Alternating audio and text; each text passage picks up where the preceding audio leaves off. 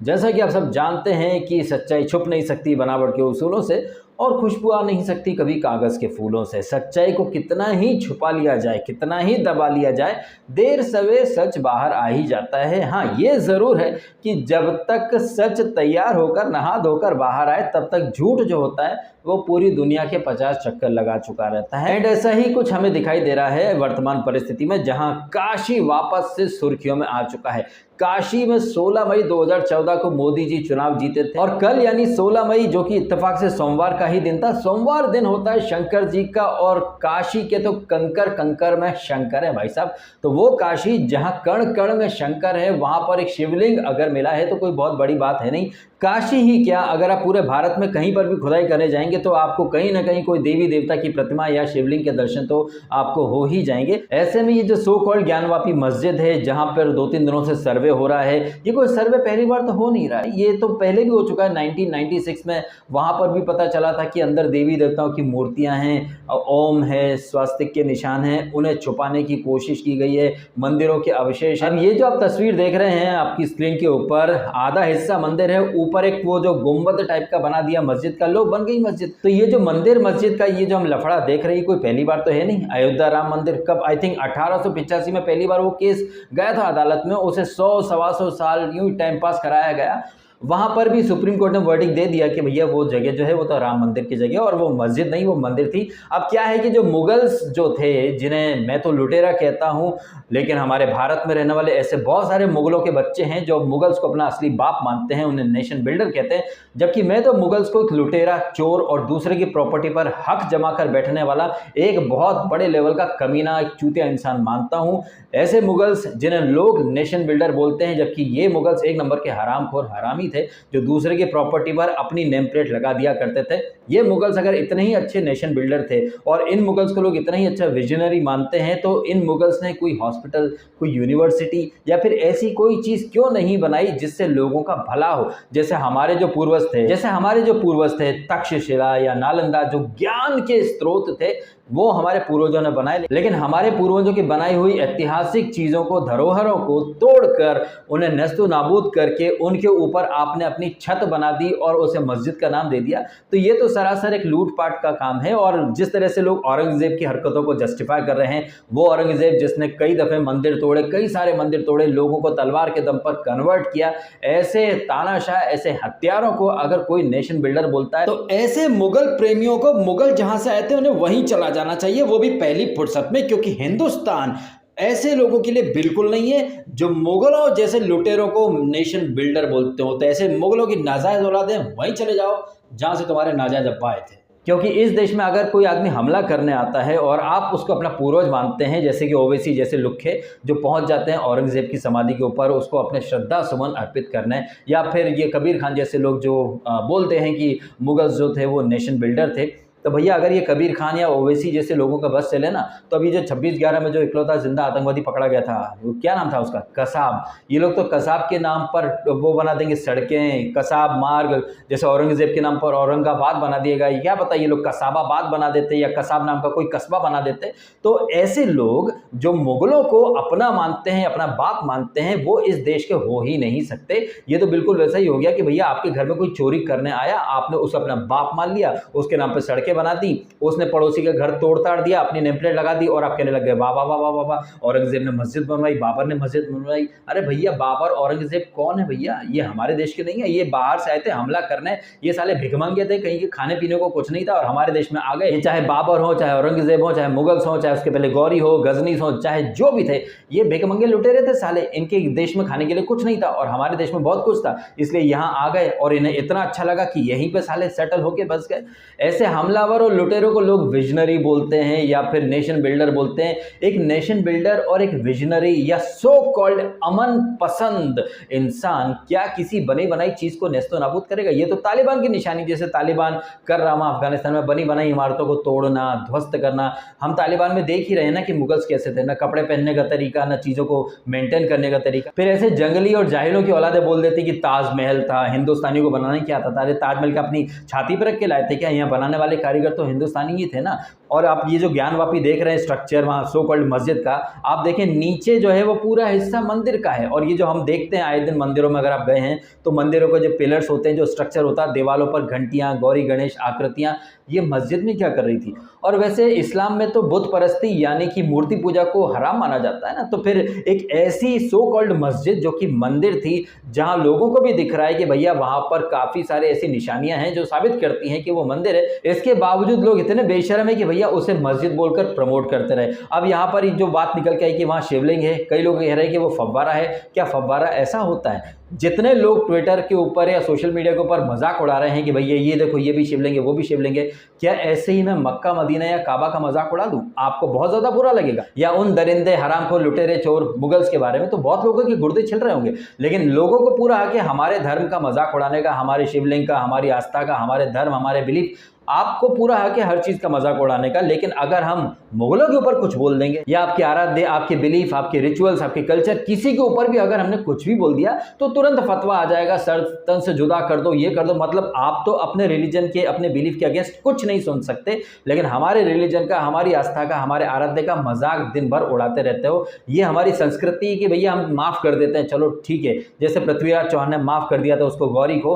पृथ्वीराज चौहान ने गलती करी थी, उधर गौरी को माफ करा, उधर वो अजमेर में कौन था, वो सूफी निजामुद्दीन या जो भी नाम था, वो आ गए यहाँ पे। इस्लाम का आगमन वहां से हो गया 1190 1192 से। उसके पहले तो इंडिया में इस्लाम का कोई नाम लेने वाला भी नहीं था। ऐसे भी अरफा खानम शेरवानी, राणा अयूब जैसे जो लुक के हैं, जो मुगलों की औलाद है, साले पड़ोसी को अपना बाप मानने वाले लोग, ऐसे लोग खड़े हो जाते हैं कि भैया और खुदाई करो। मैं तो चाहता हूँ और खुदाई करो, 1000 क्या 2-3-4 साल पुरानी खुदाई करो, पता चल जाएगा कि इंडिया के कोने कोने में मंदिर थे, कोने कोने में शिवलिंग थे। यहाँ पर तो औरंगजेब कहिए या फिर गौरी कहिए या जो मुगल्स कहिए, इन लोगों को कोई काम धाम तो था नहीं, ये बनाना जानते ही नहीं थे, ये तो लूटना जानते थे, ये तो तोड़ना जानते थे।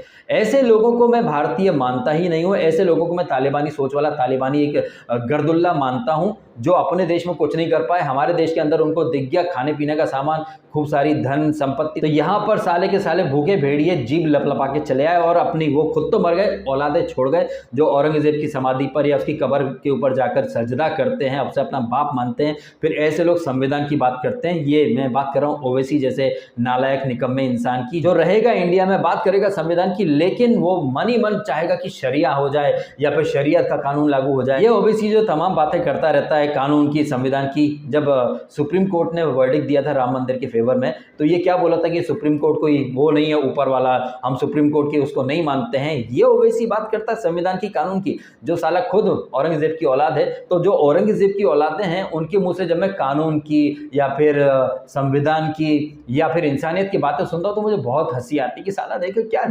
जोक मार रहा है। अब चूंकि सो कॉल्ड ज्ञानवापी मस्जिद, जो कि एक्चुअली में ज्ञानवापी मंदिर है, जहां पर नंदी हैं और नंदी महाराज पिछले 300 साढ़े 300 साल से बैठे हुए हैं, और जिस तरह से आप सब जानते हैं कि नंदी महाराज जो होते हैं वो सीधा देखते हैं शिवलिंग या फिर भगवान शिव की तरफ उनकी आंखें होती हैं। आप इंडिया या वर्ल्ड के किसी भी मंदिर में चले जाइए, नंदी महाराज हमेशा सामने देखते हैं, शिव जी को देखते हैं। तो यहाँ पर ऐसा क्या था जिसे नंदी महाराज देख रहे थे? ये तो कोई बच्चा भी बता देगा भैया कि जो आधा नीचे मंदिर है, ऊपर मस्जिद का स्ट्रक्चर बना के खड़ा कर दिया, और जो चीज़ नंदी महाराज देख रहे थे वहाँ पर एक दरवाजा बना करके ब्लॉक कर दिया गया विजन।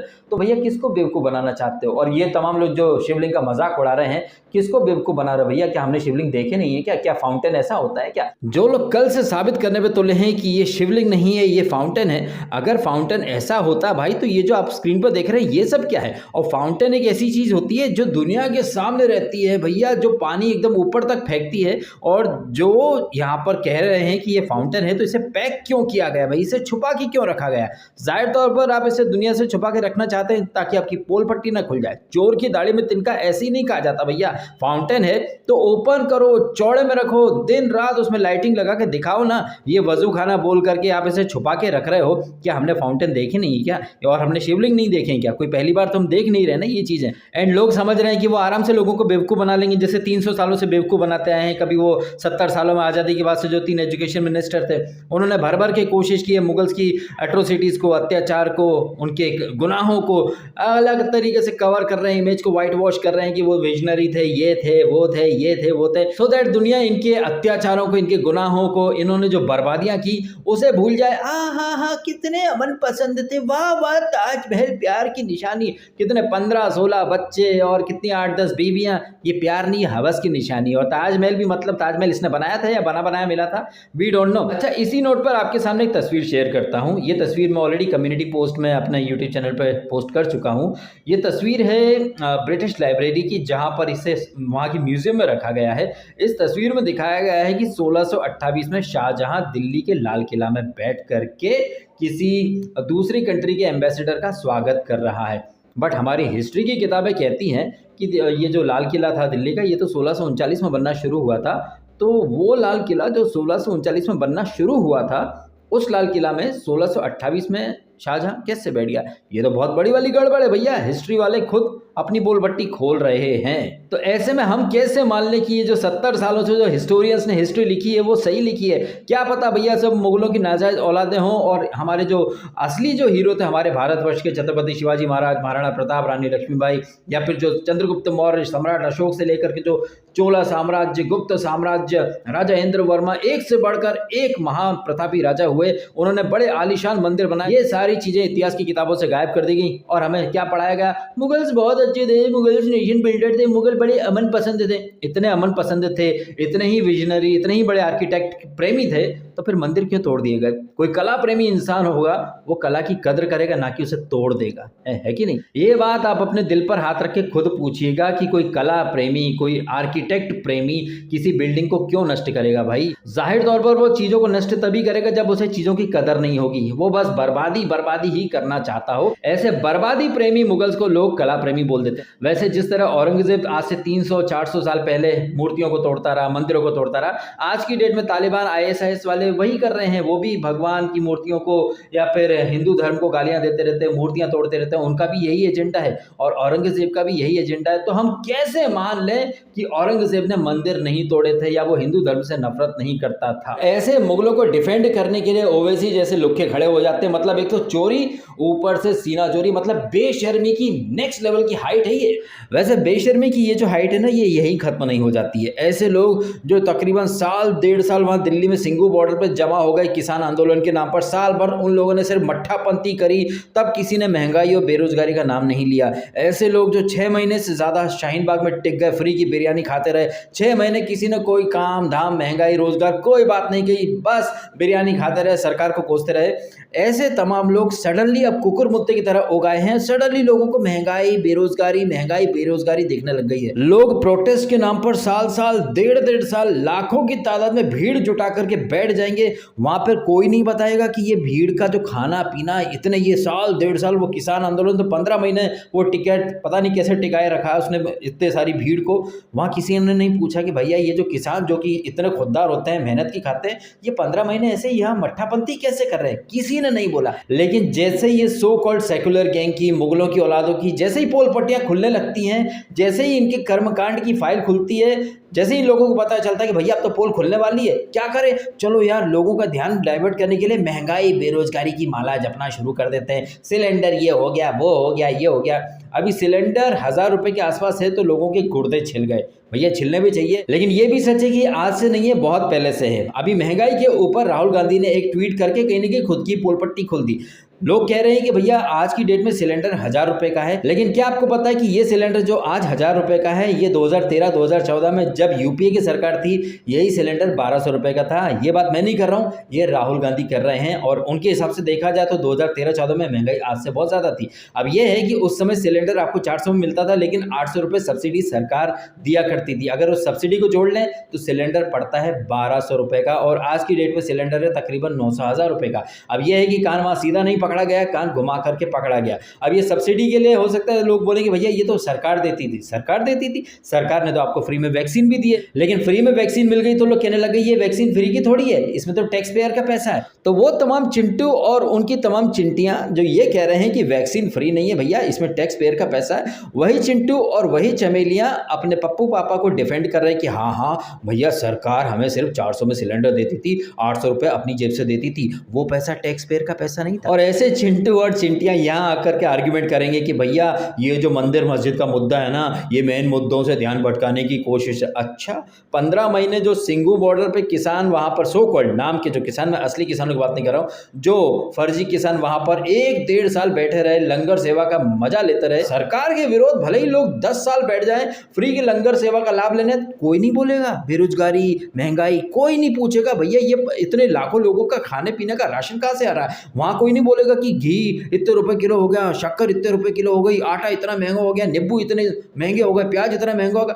वहां फ्री में लंगर सेवा का लुत्फ सब लेंगे। वहां कोई नहीं पूछेगा कि भैया आलू 50 रुपए किलो है या फिर प्याज 100 रुपए किलो है, या फिर ये जो तेल आया है सब्जी बनाने का ये कितने रुपए लीटर है। वहां कोई भावता नहीं करेगा भाई, ये दोगलापन है। और ये जो इस वीडियो के नीचे आएंगे ना चिंटू चिंटियां अपने जो औरंगजेब पप्पा के कर्म कांडों को डिफेंड करने के लिए, वो खुद को भी एक्सपोज करके चले जाएंगे कि वो रहते इस देश में जरूर हैं। वो भले ही खुद को देशभक्त बोले, वो बड़ी चिंता व्यक्त करते देश की, लेकिन उनकी रगों में औरंगजेब का खून है। और जिनकी रगों में औरंगजेब का खून है, मैं उन्हें इस देश का वासी मानता ही नहीं हूं। मैं उन्हें तालिबानी मुगलों की संतान मानता हूं। सीधी बात, नो बकवास। चलिए वीडियो में खत्म कर देता हूं। अपने समय निकालकर वीडियो देखा, आपका बहुत बहुत धन्यवाद।